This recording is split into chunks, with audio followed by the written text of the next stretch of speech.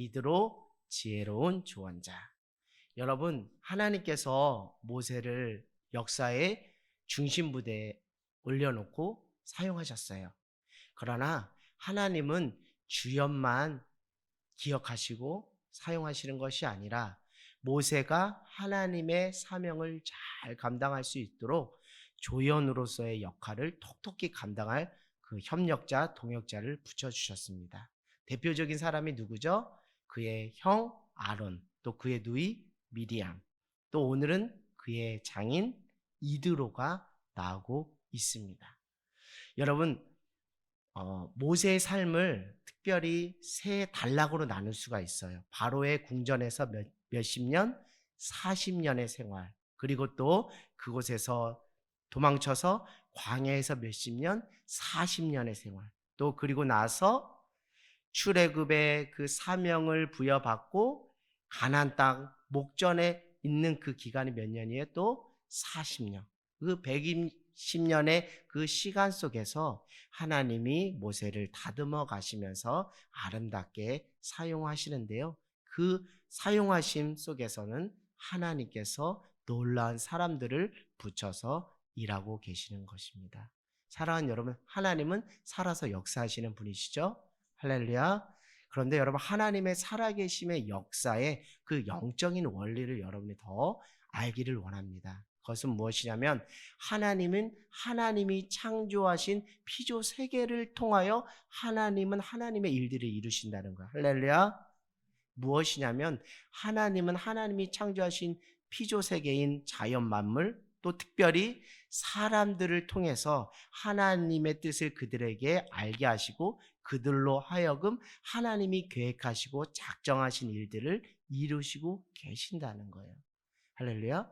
근데 오늘날에도 하나님의 역사하심과 하나님의 살아계심은 계속되고 있는데 그 영적인 원리는 변함이 없습니다.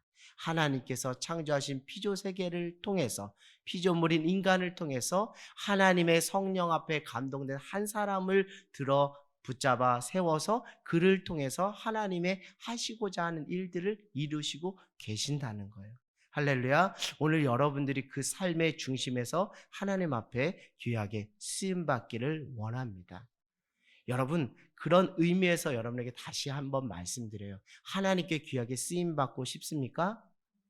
그렇다면 이 영적인 원리를 알아야 돼요. 무엇이냐면 하나님은 하나님이 지으신 피조세계인 인간을 통해서 일하시기 때문에 나와 하나님과의 관계성 속에서 그 역사하심과 일하심의 그 원리도 깨달아야 되지만 하나님께서 나에게 붙여주신 사람, 나에게 동역자, 협력자로 붙여주신 사람을 볼 수 있는 영안의 안목도 열려 있어야 그 사람이 건강한 리더로서 하나님 앞에 귀하게 쓰임받을 수 있다라는 거예요.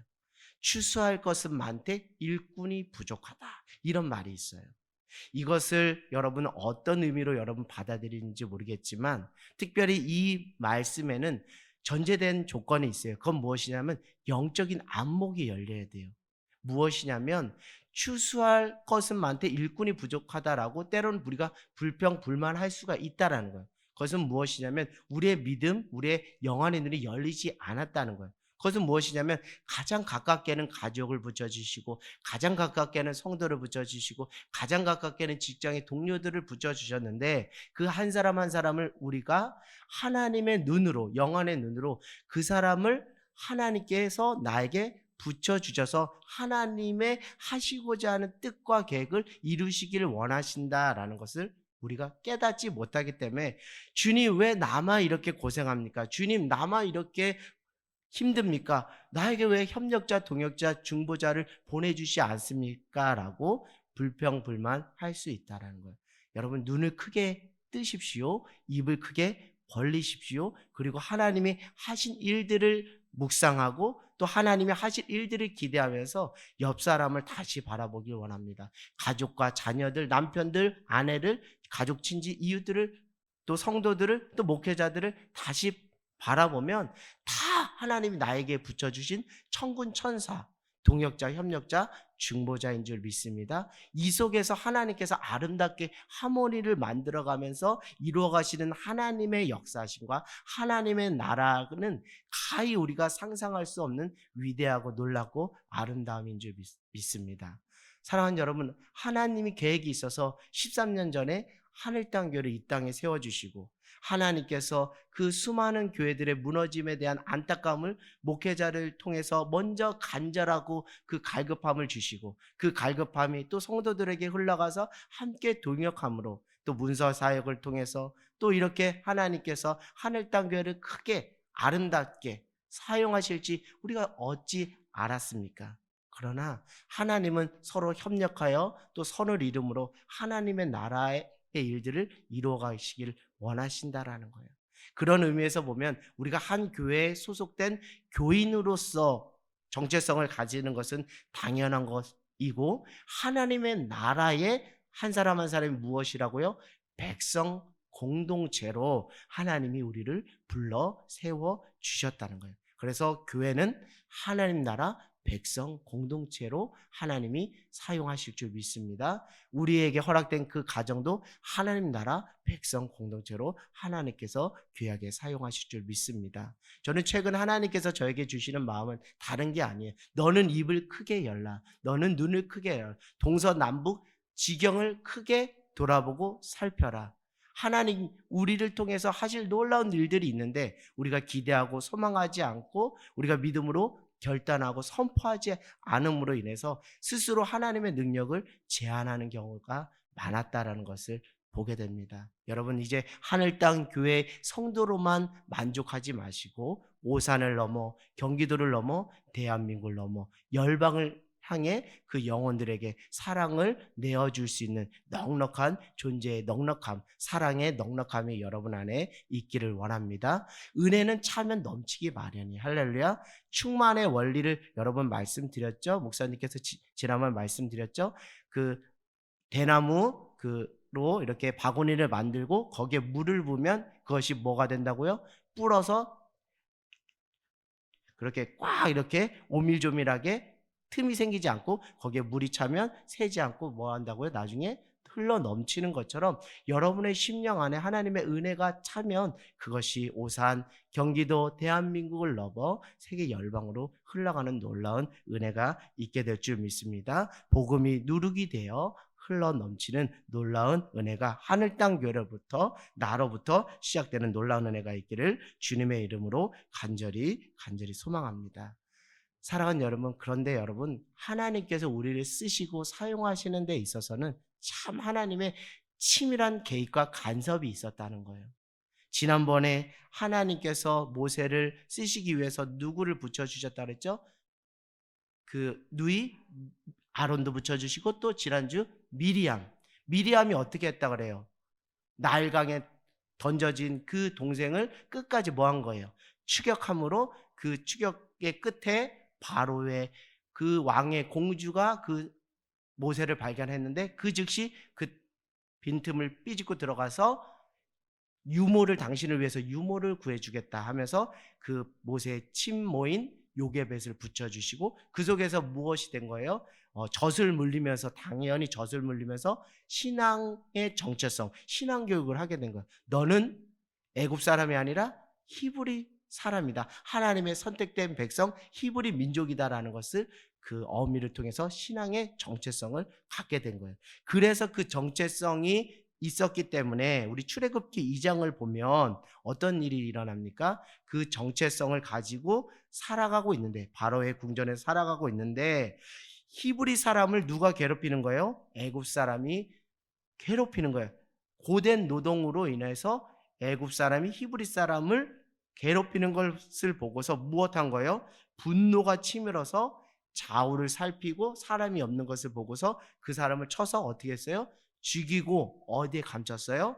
모래 속에 감췄어요. 그래서 완전 범죄를 한 것으로 그는 확신했는데 어느 날 히브리 자기 민족 두 사람이 뭐 하는 거예요? 서로 치고받고 싸워서 너희가 어찌 여기서 이렇게 싸우냐라고 중재에 나섰는데 그들이 하는 말이 무엇이냐면 너가 언제부터 우리의 다스릴 자요? 재판관으로 이렇게 썼냐? 너도 저 애굽 사람을 친 것처럼 우리를 칠 것이냐라고 이렇게 이야기하는 거예요. 이미 무엇입니까?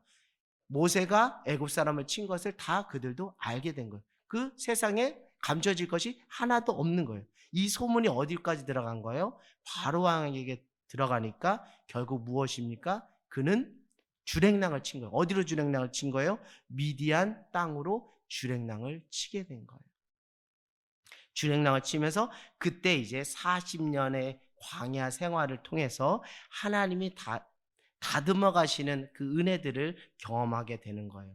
그래서 우리가 지난번에 그 미리암이 또 아론이 그를 대적했을 때 하나님이 그를 평가하시는 평가가 무엇이었죠? 모세는 온 지면에 가장 무언한 사람이다? 겸손하고 온유한 자라고 그렇게. 원래부터 겸손하고 온유한 자가 아니었어요. 40년의 그 광야 속에서 하나님이 다듬어 가시는 그 은혜 안에서 그가 온유하고 겸손한 자로 어떤 사람들의 그 대적함에 있어서도 눈에는 눈, 이에는 이로 대적하는 것이 아니라 하나님의 은혜로 그렇게 반응하는 그것이었죠. 결국 40년의 광야 생활 가운데서 그 모세를 사람 되게 만들어준, 사람 구실할 수 있도록 만들어준 그 장본인이 누구라고요? 오늘 말하는 이드로라는 거예요. 그와 모세의 관계는 뭐예요? 사위와 장인어른의 관계입니다. 육신의 관계이죠. 사위와 장인의 관계. 그런데 하나님은 그 관계를 넘어서 그를 통해서 그 장인 이드로를 통해서 하나님의 놀라운 일들을 이루시는 것을 우리가 알 수 있는데요. 그가 이제 미디안 광야로 쫓겼을 때 그 미디안 광야에서 어떤 일을 목도하게 됩니까? 7 처녀가 나와서 무엇을? 자기 양떼들의 물을 먹이려고 하는 찰나에 그 주변에 있는 목자들이 그것을 뭐 하는 거예요? 먹지 못하도록 방해하자 그 모세가 그것을 앞장서서 그 7 자매들이 그 양떼 먹일 물을 먹일 수 있도록 도와준 거예요. 그리고 나서 그 소식을 누구에게 전하게 된 겁니까? 이드로에게 전하게 되었어요. 그러자 이드로가 어찌 너희는 그 사람을 그냥 내버려 두냐? 우리 집으로 뭐 하자? 초대하자 해서 이드로가 모세가 이드로의 집에 가서 음식을 먹고 그와 동거하며 그의 첫째 딸인 누구와 결혼을 하게 돼요? 십보라와 결혼을 하게 되면서 결국 가족 관계를 유지하게 되는 것입니다. 그 속에서 첫째 아들을 낳았는데 그 아들의 이름이 뭐라고요? 게르솜인데 그것은 무엇이냐면 내가 타국에서 나그네가 되었다. 근데 왜 이런 표현을 하느냐면 그들이 처음에 모세를 봤을 때 그 모세를 아버지에게 소개할 때 2장 19절에 한 애굽 사람 이렇게 말하고 있어요. 여러분 원래는 이 사람이 누굽니까? 히브리 사람이에요. 근데 애굽에서 40년을 살았으니까 그 사람의 말투와 복장을 하고 있으니까 그 사람들에게 있어서는 히브리 사람이 아니라 애굽 사람인 거예요. 결국 모세는 어느 곳에도 속하지 못하는 어정쩡한 주변인의 삶을 살았던 거예요. 참 얼마나 비참하고 슬픕니까? 우리가 마치 한국 사람인데 미국에 오래 살면서 재미교포로 살아가다 보면 그들의 정체성이 혼돈이 있다 그래요. 내가 한국 사람인지 내가 미국 사람인지 그럼 나는 제3의 사람인지 이런 혼돈과 그런 무질서 속에 살아가는 그 인생을 누가 끌어안아 준 거예요? 이드로라는 한 인간이 끌어안아 준 겁니다. 한 장인으로서도 끌어준 것이지만 한 인생의 선배로서 정말 쉽게 말하면 사춘기로 정말 어디로 통통 뛸지 모르는 럭비공 같은 그 인생의 그 모세를 가족으로 맞아주고 품어주는 그 삶의 그 안정감 속에서 모세는 무엇을 보게 된 거예요? 자기 자신을 직면하게 된 거예요. 할렐루야. 여러분 자기 자신을 직면한다는 것은 정말 대단히 중요한 거예요. 그것은 무엇이냐면 그냥 직면할 수가 있는 것이 아니라 끊임없이 지속적으로 지지해주고 울타리가 되어주고 안전망이 되어주는 누군가가 있을 때 그 속에서 편안한 안정감을 느낄 때 스스로 자기 자신의 존재를 성찰하고 직면하게 되는 거예요. 그 속에서 모세는 내 안에 울분이 있구나, 내 안에 상처가 있구나, 내 안에 쓸뿌리가 있구나, 내 안에 이것들을 제거해야겠구나라는 것을 알게 된 거예요. 그 모든 인생의 여정의 울타리가 되어준 사람이 누구라고요? 이드로라는 거예요. 사랑하는 여러분, 우리 이드로처럼 누군가의 인생이 불안과 초조로 염려와 근심으로 어디로 튈지 모르는 그 사람이 여러분의 삶에 찾아왔을 때 여러분 그 사람을 판단하거나 정죄하는 것이 아니라 하나님의 눈으로 하나님께서 저 영혼도 고쳐서 귀하게 쓰시길 원하시구나라는 하나님의 마음으로 무조건적으로 뭐 하라고요? 품어주라고요. 무조건적으로 경청해주고 무조건적으로 들어주라는 거예요. 그러다 보면 그 사람이 안정감을 느끼면서 이제 비로소 내가 누구인지를 보게 되고 나를 통해서 하나님 하실 일들이 무엇인지를 보게 되고 자신의 연약함과 자신의 상처와 쓴뿌리를 보면서 하나님 앞에서 아름답게 다듬어지는 토대들이 마련된다는 것을 여러분에게 말씀드립니다. 그렇게 40년의 그 광야 생활을 할 쯤에 하나님께서 모세에게 나타나셔서 무슨 사명을 주십니까? 내 동족 히브리 민족을 어떻게 하라는 거예요? 애굽으로부터 출애굽하라는 거예요. 그들의 고통의 소리가 내 귀에 들린다. 상달되었다. 너는 너의 민족을 무엇해라? 출애굽해라. 출애굽할 때 그의 그 가족들이 누가 있었어요? 자녀들과 아내가 있었는데 그 아내와 자녀를 함께 대동하지 않고 누구에게 맡긴 거예요?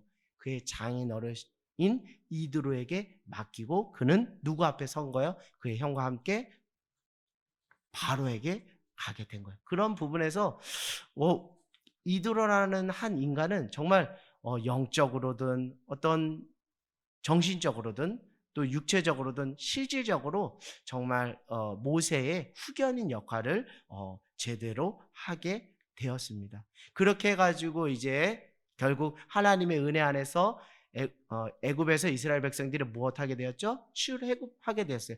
홍해를 건너서 출애굽하게 되었어요. 그리고 나서 있는 찰나에 이제 누가 다시 오게 된 겁니까? 그의 장인 이드로와 그의 아내 십보라와 그리고 그의 두 아들이 그렇게 찾아오게 된 것입니다. 첫째 아들은 게르솜, 둘째 아들은 엘리에셀이 찾아오게 된 거예요. 다시 가족이 오랜만에 만나게 된 겁니다. 여러분 예전에 우리 중동에 이렇게 파견 나가서 아버지가 파견 나가서 일하시다가 오랜만에 고국에 돌아와서 가족들과 재회할 때 그 영상들이 예전에 이렇게 방송으로 나오는 것들을 본 적이 있어요. 특별히 최근에는 이제 동남아 이주 노동자들이 많이 이렇게 아내와 처자식을 다 고국에 남겨놓고 한국에 혼자 나왔는데 어떤 프로그램에서 서로 만남의 기회를 줘서 다시 한국에서 몰래카메라식으로 만나는 그런 장면들이 있는데 그걸 볼 때 여러분 어떠세요? 정말 뭉클하지 않습니까? 먹고 살아보려고 한평생 인생 잘 살아서 처자식 먹여 살리고 집안 일으켜 보려고 멀고 먼 고향을 떠나 타국에 가서 일하고 외롭게 그 한 평 남짓 되지 않는 그 방에서 그렇게 삼시세끼를 해결하면서 전전긍긍하는 그 남편과 아내가 만났을 때 그 장면 여러분 생각을 해보시면 이 장면이 더 풍성하게 와닿을 것 같아요.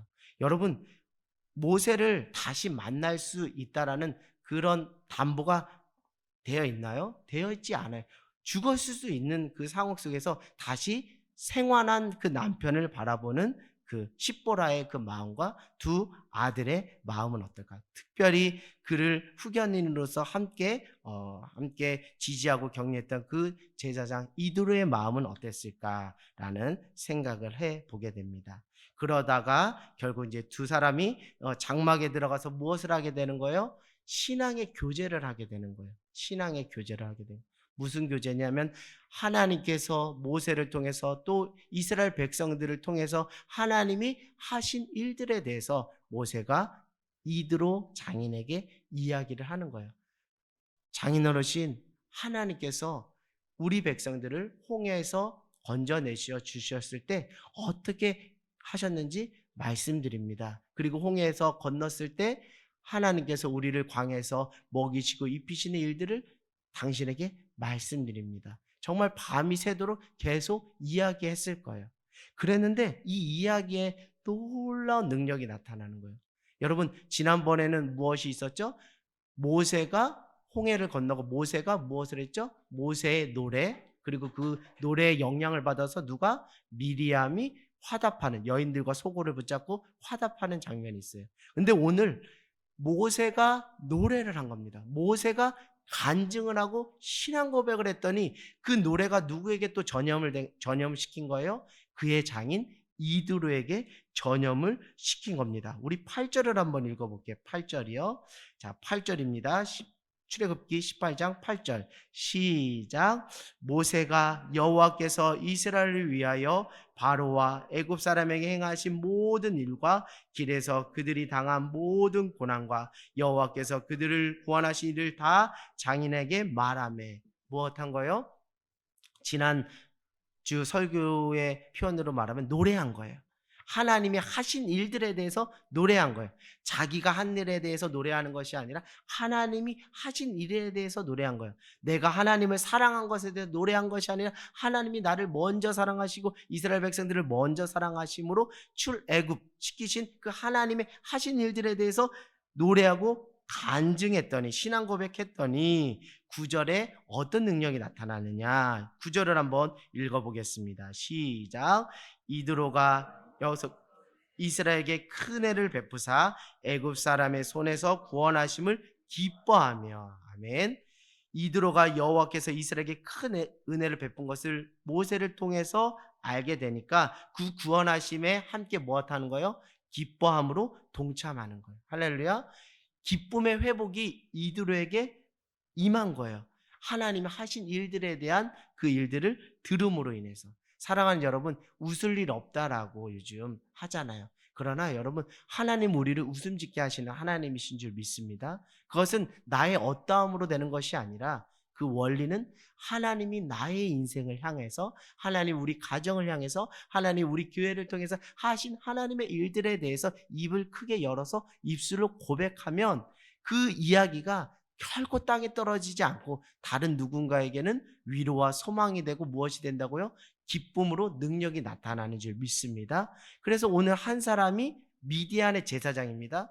하나님을 믿지 않는 이방인 미디안 제사장 이드로가 기뻐하는 거예요. 그 영이 이제 살아나기 시작하는 거예요. 누군가의 그 이야기를 들으면서 영이 살아난 거예요. 구원하심을 기뻐하며. 10절을 한번 읽어보겠습니다. 시작. 이드로 이르되 여호와를 찬송하리로다. 여호와를 찬송하리로다. 여기까지만 읽어볼게요. 여호와를 찬송하리로다. 여러분, 하나님이 하신 일들에 대해서 내가 이야기했더니 그 옆 사람이 생전 하나님을 찬양할 줄 모르고 하나님의 노래를 알지 못하는 사람이 누군가 이 이야기를 들으면 하나님을 찬송했다라는 것은 놀라운 기적 아니겠습니까? 누군가가, 내가 지나가는 누군가에게, 또 가까이 지내는 이웃들에게 하나님이 최근에 나의 삶 가운데 이런 일을 행하셨어 라고 말했더니 그가 기쁨을 회복하고 하나님을 같이 찬송하게 했다. 이거는 사람이 할 수 없는 거예요. 그것은 하나님이 하신 거예요. 그 안에서 그 입술에서 막 찬양이 나오고 하나님의 위대하심을 노래하는 거예요. 이것은 사람이 할 수 있는 것이 아니라 하나님이 하시는 거예요. 결국 노래하는 인생, 하나님 하신 일들에 대해서 노래하는 인생, 고백하는 인생이야말로 하나님께 귀하고 복되게 존귀하게 쓰임받는 놀라운 능력이 있다라는 거예요. 여러분 고백하십시오. 여러분 노래하십시오. 여러분의 능력이 어떠함으로 하나님 일하시는 것이 아닙니다. 어떠함으로 일하는 것이 아니라 여러분은 그냥 다만 순정함으로 그냥 하신 일들에 대해서 노래하시고 그리고 고백하시면 돼요. 최근에 제가 이제 학교에서 아이들과 예배하면서 아이들 찬양팀을 조직화해서 같이 찬양하는데, 그 중에는 신앙이 있는 친구도 있고 신앙이 아예 없는 친구도 있고 타종교 있는 친구도 있습니다. 이게 놀라운 일이죠. 찬양팀이 있는데, 우리 교회로 말하면 찬양팀이 있는데, 우리 교회 찬양팀은 당연히 예수 믿는 사람들이 모인 찬양팀인데, 학교 찬양팀은 여러 가지 변수와 여러 가지 이야기들이 많이 있습니다. 기독교인이 있고요, 무교가 있고요, 타종교에 있는 애들도 노래가 좋아서 찬양을 하는 거예요. 그런데 어떤 한 아이가 이제 그 친구는 이제 기독교 신앙인입니다. 근데 그 친구가 보기에 찬양팀의 수준이 너무 약한 거예요. 그러니까 솔직히 말해서 앞에 섰을 때 창피해서 못 서겠다라고 저에게 이야기를 하더라고요.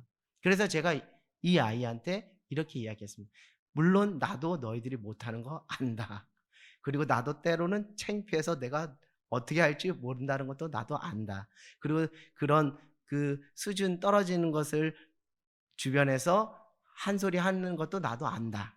그런데 선생님이 수업에 들어가서 듣는 얘기가 있으니까 내가 한번 그 이야기를 너에게 해줄게 하고 했어요. 그것은 무엇이냐면 저희 학교가 인문계 학교가 있고 또 특성화 학교가 있어요. 저는 특별히 주로 특성화 아이들을 만나서 그 아이들과 수업을 하는데 매주 매주 예배가 있을 때도 있지만 학교 일정상 매주 예배가 없을 때도 있어요. 그러면 그럴 때 제가 그 주에 그 날에 수업을 들어가면 애들이 저한테 뭐 거의 시위하듯이 항의하듯이 왜 오늘 예배가 없었습니까? 예배 드리고 싶었는데 왜 예배를 드리지 않았습니까? 왜 선생님은 왜 찬양하지 않았습니까? 왜 선생님은 기타 잡고서 왜 찬양팀 앞에 서지 않았습니까? 하면서 아이들이 저한테 따진다니까요.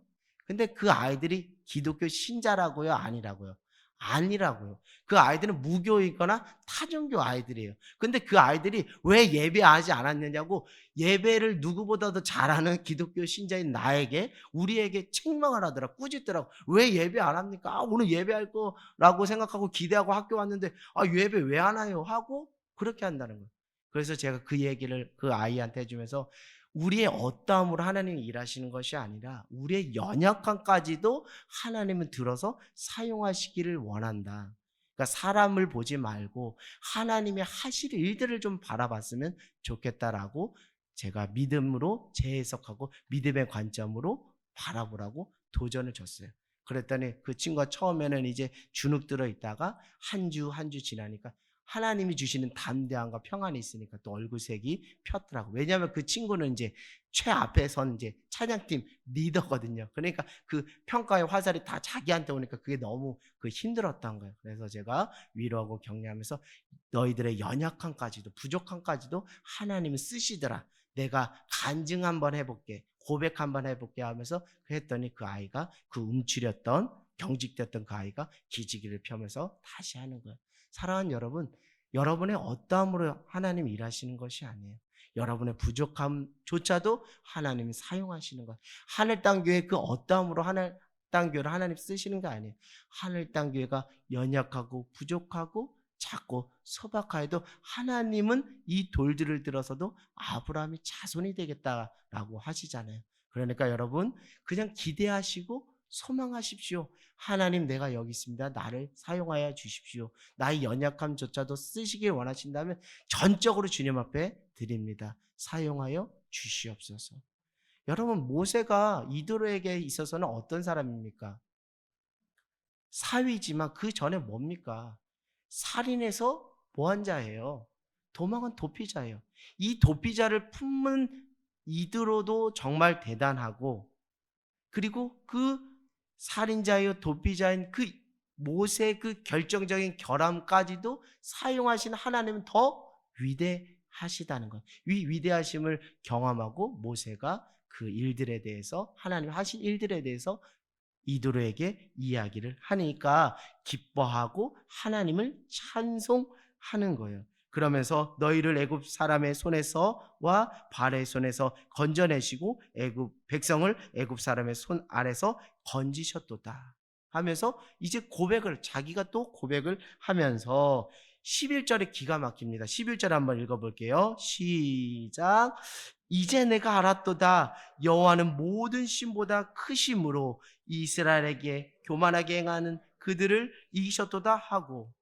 여러분 이거 모세가 고백하면 딱 맞을 말인데 하나님이 어느 순간 모세의 고백을 귀하게 쓰셔서 또 누구의 고백으로 릴레이가 되게 해주신 거예요? 이방인이요 미디안의 제사장인 이드로의 마음과 그 입술을 열어서 이렇게 고백하는 거예요.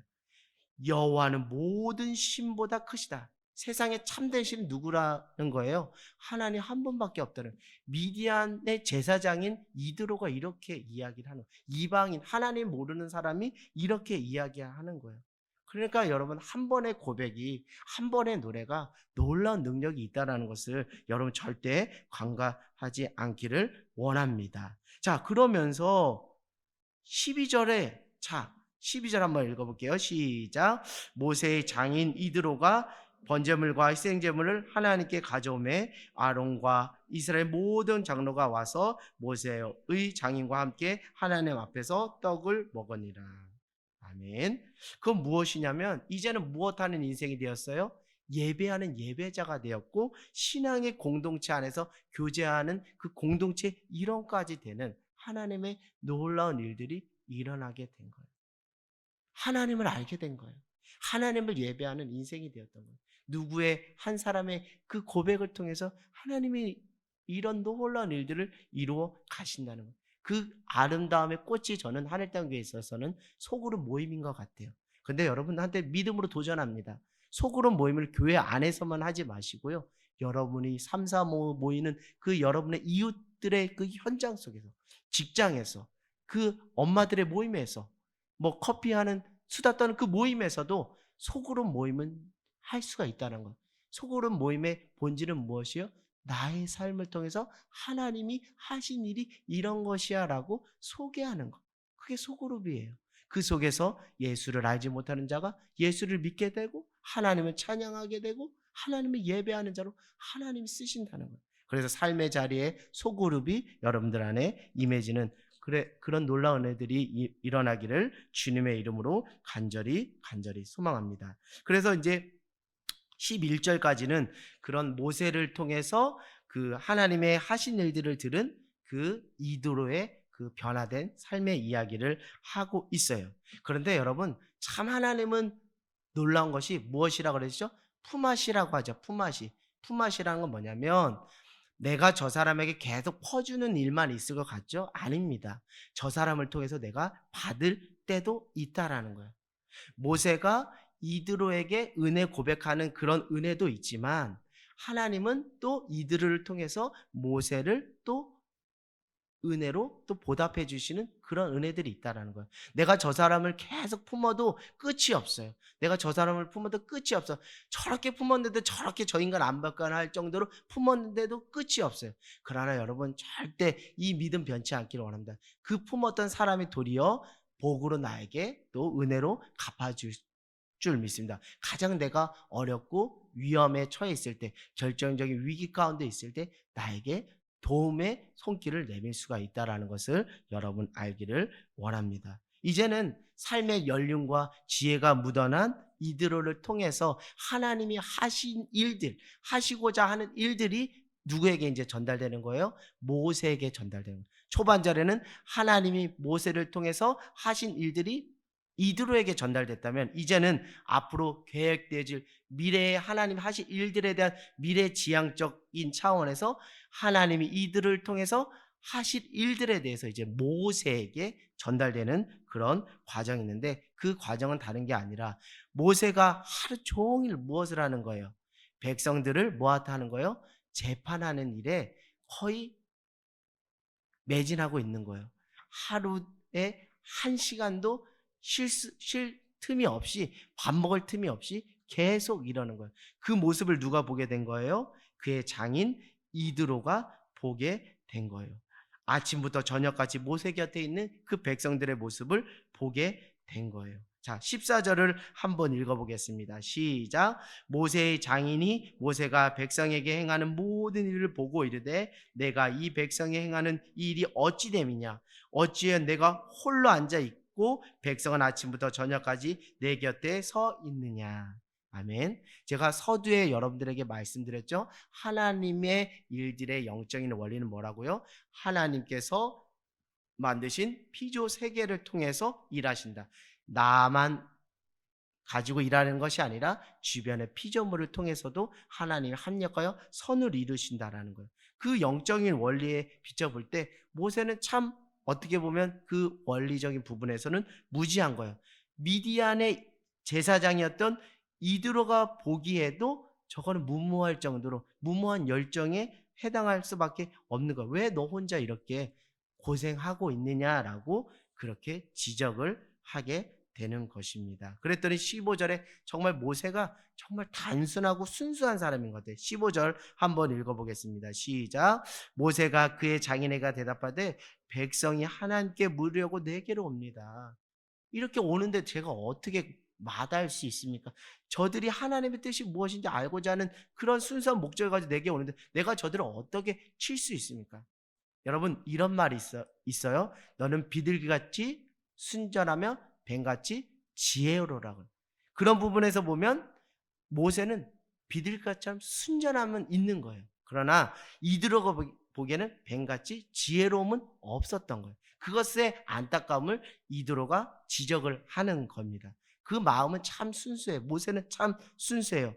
자, 16절 그들이 일이 있으면 내게로 오나니 내가 그 양쪽을 재판하여 하나님의 율례와 법들을 알게 하나이다. 이렇게 또 담백하게 이야기를 합니다. 순수하게. 17절에 모세장인 이드로가 그에게 이르되 내가 하는 것이 옳지 못하도다.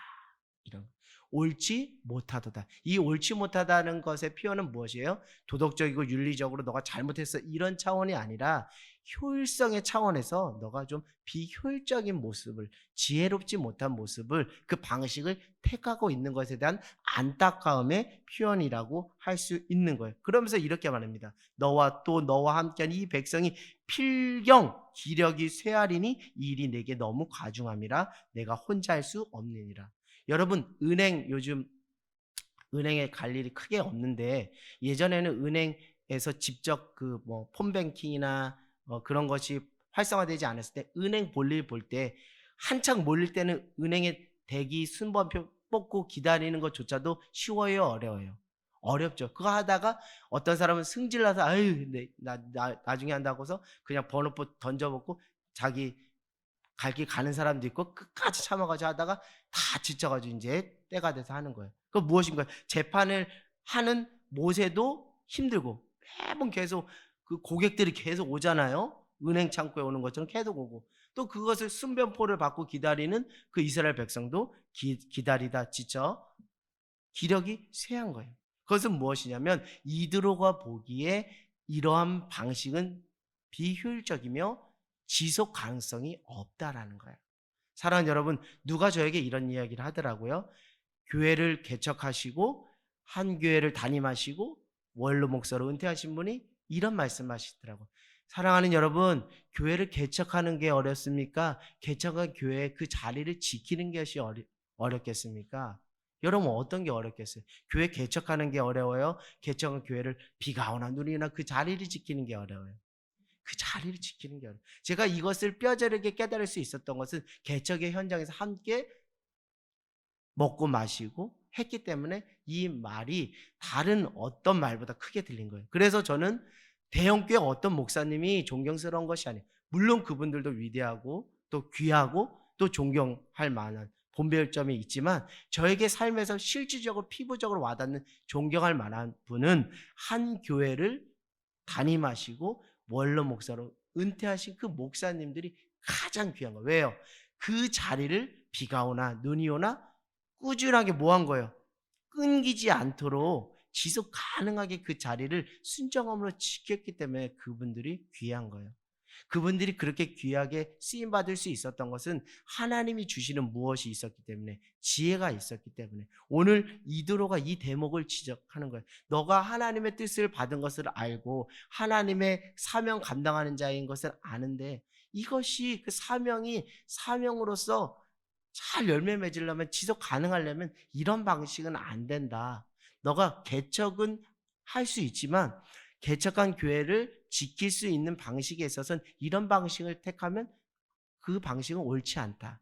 작교회 모임, 작은 교회 연구소 모임에 오신 목사님들이 3년 개척하시고 다 번아웃 지쳐서 오시는 맥락이 다 이 지점에 있다는 것을 목사님이 깨닫고 이런 부분에 있어서 지혜롭게 권면을 하는 거예요. 처음부터 무조건적으로 순수한 열정 가지고서 무조건 올인하지 마시고 힘을 잘 안배하여서 적재적소에 쓰셔야지 롱런 할 수 있습니다라고 이야기를 해주는 거예요. 이 원리를 모르니까 목사님들이 순수해서 물질과 에너지 모든 것을 다 합니다. 이 마음조차 귀한 거예요. 그러나 성경에서 말한 것처럼 비둘기처럼 순전하며 뱀같이 지혜로운 균형적인 영성에 있어서 아쉬운 대목이 있었던 것을 말씀 드립니다.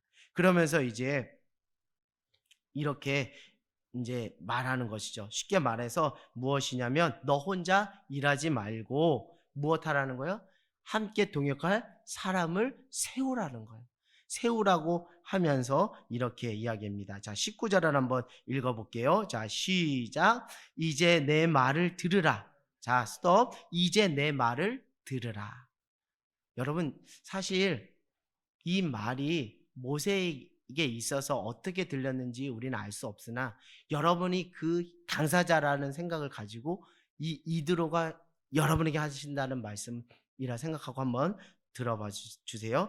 이제 내 말을 들으라. 내가 내게 방침을 가르치리니 하나님이 너와 함께 계실지로다. 너는 하나님 앞에서 그의 백성을 위하여 그 사건들을 하나님께 가져오며 20절이요. 시작. 그들에게 율례와 법도를 가르쳐서 마땅히 갈 길과 할 일들을 그들에게 보이고. 아멘. 기본적인 무엇이에요? 율례와 그 법도를 통해서 성도됨의 무엇인지 그 기본 방향과 가닥을 너가 리더이니까 가르쳐 주라는 거예요. 세세한 것까지를 가르치라는 게 아니라 큰 방향과 물질기를 율례와 법도를 통해서 마땅히 갈 길과 할 일을 그들에게 알려주라는 거예요. 기본을 가르치라는 거예요. 그 역할을 너가 해야 된다는 거예요. 21절에 너는 또 온 백성 가운데 능력 있는 사람들, 곧 첫 번째 어떤 능력 있는 사람이라는 것은 첫 번째 뭐라고요? 하나님을 두려워하며 하나님을 두려워하는 사람은 어떤 사람일까요? 코람데오 신앙으로서 무엇하는 거예요? 정직할 수가 있잖아요.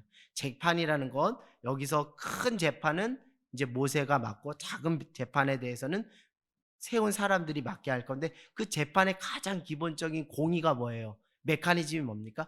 정직하게 판결을 내리는 것이냐. 그 판결을 내리려면 누구를 두려워 떨며 경외해야 돼요? 공의로우신 재판장이신 하나님을 두려워해야겠죠. 그래서 하나님을 두려워하는 사람, 두 번째 무엇한 사람? 진실한 사람. 다 맥락이 같습니다. 하나님을 두려워해야 진실한 것. 눈 가리고 아웅하지 않아요. 사람 보일 때만 반짝하고 사람 없을 때 속이는 그런 사람이 아닙니다. 세 번째요, 불의한 이익을 미워하는 자. 다 이게 맞물려 있는 거예요. 호람데오 신앙, 하나님을 두려웠다며 경외하는 사람의 그 맥락에 있는 거예요. 여러분, 능력 있는 사람이 이런 사람이라는 것 여러분 시인합니까? 인정합니까? 동의합니까? 여러분, 능력 있는 사람이라는 것은 다른 게 아니에요. 하나님과 동행하는 사람이에요. 능력 있는 사람은 가시적으로 어떤 파워를 가시적으로 드러나는 사람도 능력 있는 사람이지만 본질적으로 말하면 능력 있는 사람의 기본 본질은 하나님과 동행하며 하나님을 두려웠다며 경외하는 거예요. 하나님을 경외할 때 그 속에서 하나님이 지혜와 명철을 주시고 깨달음을 더하여 주시기 때문에 백성들을 잘 리드할 수 있는 거예요. 그렇게 해서 뭐를 세우라고요? 1000부장을 세우고 100부장을 세우고 50부장을 세우고 10부장을 세우라 하는 거예요. 그러면서 큰 일은 너가 가져와서 하고 작은 일들은 그들 스스로 뭐하게 해라? 재판하게 해라. 여러분, 한국 교회가 대형화되면서 큰 문제 중에 하나가 무슨 문제일까요? 신앙의 기본기가 무너졌습니다. 다시 말씀드리면 기초 체력이 약해진 거예요. 오늘날 우리 청소년 청년들 저보다 또 여러분들 시대보다 키는 훨씬 컸어요. 그러나 체력은 뭐해졌다 그래요? 약화됐다는 거예요. 기초 체력은 약화되고. 왜요? 맨날 운동장에서 뛰놀지 않고 맨날 휴대폰 만지작 하니까 근육이 있겠습니까? 근육이 단단하겠어요? 단단할 수가 없는 거예요. 우리 교회가 특별히 이 교회가 정말 어떤 명성 있는 그 목사님을 중심으로 모인 큰 교회를 이루고 그 커뮤니티를 이루면서 그 속에서 저 큰 교회, 나도 큰 교회 멤버십을 가지고 내가 그 교회 성도야. 여러분, 오산에서 제가 이제 전도하다 보면 솔직히 조금 승질날 때가 있어요. 그건 무엇이냐면, 아이고 목사님 고생이 많으시네요. 네, 아이고 고생이 많으시네요. 아, 그래요? 아이고, 예수님 믿고 함께 신앙 생활했으면 좋겠어요. 이렇게 이야기하면 그분들이 하시는 말씀이, 저는 어느 큰 교회 그 권사입니다, 집사입니다, 이러고 얘기를 해요. 그러면 집사님, 권사님 어떻게 수요일 날도 그 가서 이렇게 예배 드리시냐고, 참 긴 거리 신앙생활 하냐고 어렵겠어요. 그러면 이제 목사님 저희는 거리가 멀어가지고요, 주일날 차가 내려온대요. 내려와서 그 차 타고 가서 일주일에 한 번 예배 드려요. 한 번 예배 드려요. 그런데 여러분, 그럴 때 과연 성도가 그 신앙의 기초 체력이 강해지겠냐는 거예요. 그것은 무엇이냐면, 한 사람이 도드라짐으로 인해서 그 사람의 명성을 업고 세워진 공동체, 대형화된 공동체 교회는, 한 목사님은 도드라질 수 있지만 그 성도들은 무엇이라고요? 신앙의 기초 체력이 약해질 수가 있다라는 거예요. 제가 예전에 여러분들에게 한 말씀이 있습니다. 그 대도시를 달릴 때는 우리가 나이트를 켜든 안 켜든 가로등이 잘 돼 있기 때문에 안 켜도 무방해요. 그러나 시골길을 갈 때는 나이트를 켜지 않으면 무엇해요? 껌껌해서 운전을 할 수 없어요. 마치 큰 교회에서 신앙의 기초 체력이 약한 사람들의 그 삶의 모양과 실태가 이렇다는 거예요. 큰 교회에서 그냥 살아갈 때는 아무런 문제가 없어요. 그러나 광야에 무엇되어졌을 때, 내어 던져졌을 때, 그럴 때는 신앙의 기본기가 정확하게 탄로가 난다라는 거예요. 그것은 무엇이냐면, 계속 그 사람들이 모세라는 한 개인의 그 파워, 그 능력, 그 역량에 의존해서 그 모세에게만 계속 재판을 받는다면 모세도 질릴 거고, 또 성도들도 질질 거고, 성도들 안에 물고기를 맨날 잡아달라고, 물고기 잡는 법을 터득하지 못하고 물고기만 잡아달라고 계속 졸라댈 거 아니에요? 신앙에서도 이런 문제들이 야기될 수가 있다라는 거예요. 그래서 이드로가 지혜를 가지고, 인생의 연륜을 가지고 모세에게 이야기를 하는 거예요. 너가 큰 일은 너가 하지만 작은 일을 그들에게 맡겨서 그들이 뭐하게 하더라? 스스로 재판할 수 있도록 해라. 문제 해결 능력을 스스로 키울 수 있도록 훈련을 시키라는 거예요. 사랑하는 여러분, 오늘 여러분들한테 참 재밌는 이야기를 합니다. 제가 오늘 한 분과 식사를 하는데, 자식은 평생 자식이죠. 근데 군대를 가도 자식은 자식인데, 그 자녀를 보낸 그 여자 선생님이 하시는 말이 그거더라고요. 다른 게 아니라, 그 우리 아들이 군대 가서 친구들하고 그 군대 동기들하고 사이좋게 잘 지낼까, 그게 걱정이 된다라는 거예요.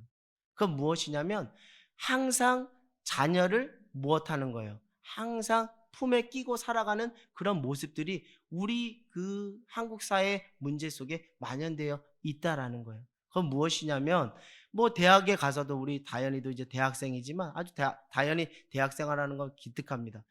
다현이보다 뭐 3살 4살 된 그 대학생 신입생들이 그 수강 신청을 요즘 누가 다 해준다 그래요? 부모님들이 다 해준다는 거예요. 그걸 보면 이 아이들이 이제 세상에 나가서, 졸업해서 세상에 나갔을 때 스스로 물고기를 잡아서 먹을 수 있겠습니까? 먹을 수가 없는 거예요.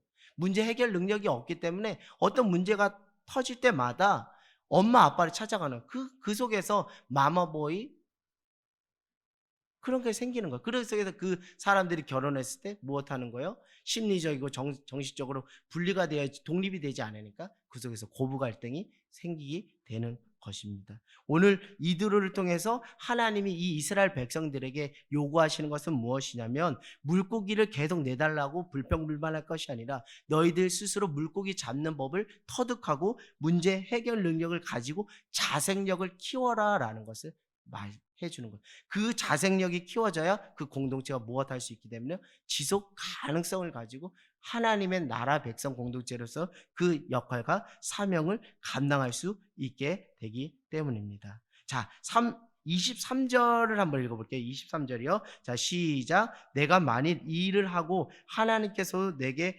허락하시면 내가 이 일을 감당하고 이 모든 백성도 자기 곳으로 평안히 가리라. 저는 이 대목이 참 중요하다고 생각해요. 내가 만일 이 일을 하고 하나님께서도 내게 허락하시면 내가 이를 감당하고 이 모든 백성도 자기 곳으로 평안히 가리라. 이것은 무엇이에요? 모든 그 주권이 누구에게 있다라는 거예요? 하나님께 있다라는 거예요. 하나님의 통치와 하나님의 질서, 하나님의 권위, 하나님을 예배하고 하나님의 뜻을 구하는 그런 하나님과의 관계가 바로 선 그 모습이 누구에게 보인다고요? 이드로에게 보인다는 거예요. 근데 지난주 미리암의 모습에서는 이런 모습이 보입니까? 이런 모습이 보이지가 않는 거예요. 어찌 보면 그냥 내 맥락을 보지 못하면 미리암이 모세를 이야기한 것도 조언일 수가 있고 이드로가 모세에게 말한 것도 조언일 수 있고, 다시 말하면 미리암이 모세에게 말한 것이 책망이 될 수도 있고 이드로가 모세에게 말한 것이 책망이 될 수 있는데, 어떤 사람은 하나님 앞에 징계를 받고 어떤 사람은 하나님 앞에 쓰임을 받느냐, 이 말인 거예요.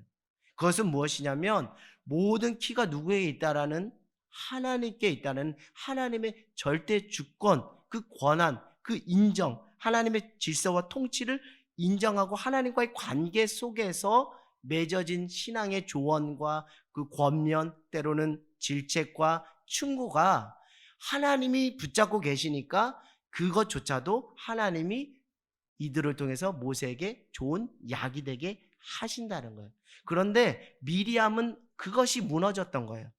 시기 질투하면서 하나님의 그 권한 안에서, 하나님의 주권 안에서 세운 누구요? 모세를 시기 질투하는, 그것은 결국 하나님의 권위 앞에 도전하는, 그러니까 하나님과 관계가 무너진 상태에서 아무리 좋은 바른 얘기를 하고 똑부러진 얘기를 할지라도 하나님은 그것을 쓰시는 것이 아니라 오히려 그것을 책망의 지점으로 사용하신다는 거예요. 결국 무엇입니까? 협력적인 관계, 협력하여 선을 이루는 관계로서 서로 돕고 도움을 주고 도움을 받는 그 관계에 그 건강함을 담보하는 것은 다른 것이 아니라 각자가 하나님과의 관계에 충실함을 가지고 나가야 된다는 거예요. 오늘 모세를 통해 모세의 신앙 고백을 통해서 이드로가 이 하나님과의 관계의 충실함이 온전하게 세워진 그 상태에서 조언을 하니까 이것이 튕겨나가는 것이 아니라 하나님은 그 부족한 그 모세의 부분을 이들을 통해서 착 메꾸시는, 합력하여 선을 이루시는 하나님의 은혜가 있었다는 거예요. 이 지점이 이드로를 통해서 배워야 될 그 신앙의 교훈이고요. 한 가지 모세를 통해서 배울 신앙의 그 교훈은 무엇이냐면 19절에 이제 내 말을 들으라. 여기서 여러분 모세가 내가 여기서 짱인데, 내가 여기서 대빵인데 하면서 자기 힘을 과시했다면 이거 되겠습니까? 이거 일이 되겠습니까? 이거 합력할 선이 되겠습니까? 그러나 하나님께서 미디안 광야에서 이드로 장인 밑에서 그 목축 양을 치면서 하나님께서 온유하고 겸손한 자로 듣는 마음을 더해 주시니까 모세가 이드로의 말에조차도 듣는 마음이 생기는 그 온유함과 겸손함이 있었다는 거예요. 사랑하는 여러분, 여러분 귀를 크게 여십시오. 당나귀 귀, 토끼 귀처럼 귀를 크게 여십시오. 귀가 두 개인 것은 다른 것이 아닙니다. 말하는 것은 적게 하되 듣는 것을 더 크게 하라는 하나님의 창조의 신비가 여기에 있는 줄 믿습니다. 공동체가 서로 어떤 리더자가 있고 또 협력하고 동역하는 그 관계 속에 있는 자들이 있어요. 그러나 그 어떤 위치에 있든지 간에 상호 간에 서로 균형 있고 건강한 관계로서 하나님 나라에서 합력하여 선을 이룬 하나님 나라 백성 공동체로 쓰임받기를 원하신다면 듣는 자가 있어야 되고 또 그 듣는 것에 대해서 또 감사함으로 또 받을 줄 아는 그 열린 마음, 듣는 마음들이 있어야 된다는 것을 여러분들에게 말씀드립니다. 결국 겸손한 자는 다른 게 아니라 듣는 마음을 소유한 자, 들으려고 애쓰는 자가 겸손한 자입니다. 그래서 이제 모세가 이드로의 이 조언과 권면을 듣고 천부장, 백부장, 50부장, 10부장을 그렇게 세우게 된 거예요. 그러면서 이제 27절이 참 아름답습니다. 27절 한번 읽어볼게요. 시작. 모세가 그의 장인을 보내니 그가 자기 땅으로 가니라. 여러분, 하나님께서 이드로를 쓰실 이유가 여기 있었다는 거예요. 그리고 나서 이드로를 쓰실 이유가 다 되니까 하나님께서 이드로를 또 자기 고향으로 보내는, 이 모든 배후에 하나님의 그 아름다움의 디자인이 있다는 거예요. 이 결정적인 순간에 그 삶의 어려움과 위기에 봉착하여 기진맥진하는 그 모세의 모습을 하나님이 이미 파악하시고, 여호와 이레 하나님이 이미 파악하시고, 오래전 떨어져 있었던 가족들과 떨어져 있던 누구를 다시 여기로 파송시킨 거예요. 이드로를, 장인어른 이드로를 파송시킨 거예요. 그래서 하나님이 하나님의 일이 되게 하신 거예요. 우리가 가끔씩 만나는 사람들이 있을 수 있어요. 오랜만에 만나는 사람들이 있을 수 있어요. 여러분, 그 사람들에 대해서 귀하게 열린 마음을 가지고 받아들이기 원합니다. 혹시 알아요? 하나님께서 그 사람을 통해서 나의 삶의 위기와 그 고난을 극복하고 돌파할 수 있도록 그 모멘텀, 그 기회를 주시기 위해서 그 사람을 나에게 보내주셨을 수도 있겠다라는 생각을 해보시는 저와 여러분 모두가 되기를 원합니다. 그런 부분에서 보면 한 분 한 분과의 만남은 절대 가벼운 것이 아니에요. 그렇기 때문에 한 분 한 분을 만날 때 죽게 하듯 하라는 것이 이런 의미가 있는 거예요. 왜요? 그 주님께서 나에게 보내주신 귀한 천군 천사로서 나를 살리시고 나를 생명되게 하시려고는 하나님의 놀라운 은혜가 있다는 거예요. 저는 오늘 이 말씀을 들으면서 제 장인어른을 생각했어요. 제 장인어른도 한 교회를 섬기며 안수 집사님으로 교회를 섬기는 장인어른이십니다. 어떻게 보면 장인어른이 신학이나 어떤 목회적인 경험에 있어서는 저보다 부족할 수 있어요. 그러나 제가 장인어른을 귀하게 보고 존경하는 것은 장인어른은 농부시거든요. 농부이신 그 하나님의 마음을 너무나 잘 아시는 분이에요. 생명이 어떻게 자라고 생명의 풍성함이 부요함이 무엇인지 너무나 잘 아시는 분이에요. 하나님께서 때로는 비가 오고 때로는 그 가뭄이 치는 그런 열악한 환경 속에서도 결국 하나님께서 열매 맺게 해주시고 전화위복 역전시켜 주시는 하나님의 그 신실한 믿음이 저보다 더 확실한 분이 저희 장인어른이시네요. 그래서 저는 장인어른과 신앙의 교제를 할 때 참 좋아요. 장인어른이 저에게 항상 하시는 말씀이 있습니다. 저한테 목사님이라 그래요. 이 목사님 항상 학생들에게 가서 부정적인 말 하지 말고 항상 소망의 말을 해주세요. 희망의 말을 해주세요. 목사님이 말을 해줘야 그 아이들이 꿈을 꿀 수 있어요. 항상 희망의 말을 해주세요. 항상 소망의 말을 해주세요. 여러분, 저는 이게 세상의 소리로 들리지가 않아요. 하나님이 나에게 너 소명 잘 감당해라, 사명 잘 붙잡고 가라는 하나님의 우레 같은 소리로 들린다니까요. 그것은 무엇이냐면 육신적으로는 장인어른이시지만 육신적인 관계를 넘어서 하나님이 나에게 붙여주신 무엇이라고 동역자라는 의식이 분명히 있기 때문에 저는 그렇게 봐요.